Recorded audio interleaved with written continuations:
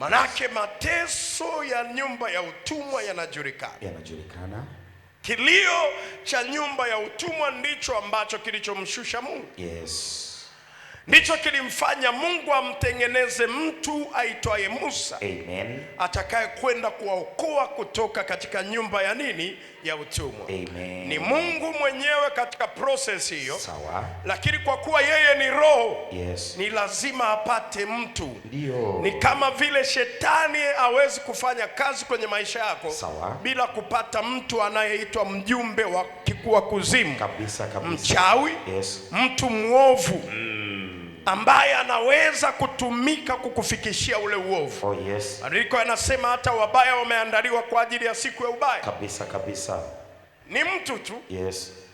Muovu tu. Amen. Shetani anakusudia kufanya uovu. Oh yes. Anaandaa watu. Kabisa. Kwa sababu yeye ni roho. Yes. Mungu amekusudia kufanya kitu, anaandaa mtu. Kama leo alivyomwandaa kuhani na mwalimu Musa Richard Mwacha, kukutoa katika nyumba ya nini? Ya utumwa. Amina hiyo bado ni ndogo, ungepiga ya kutosha. Amina. Unatoka ama utoki? Ninatoka. Acha kawaida. Acha mazoea. Leo lazima utoke.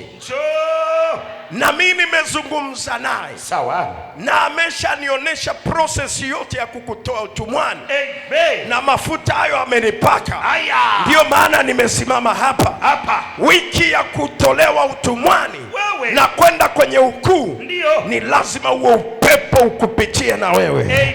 Ni lazima hilo wingu likushukie na wewe. Amina. Ni lazima hawa malaika wa mwezi wa pili waliotumwa kukutoa utumwani waingie kazini na utumwa. Yes. Leo bye bye. Bye bye. Bye bye. Bye bye. Bye bye. Bye bye. Inua mikono, aga bye bye. Bye bye. Nyumba ya utumwa bye bye. Bye bye. Geuka nyuma, waambie nyumba ya utumwa bye bye. Bye bye. Bye bye. Bye bye. Bye bye. Bye bye.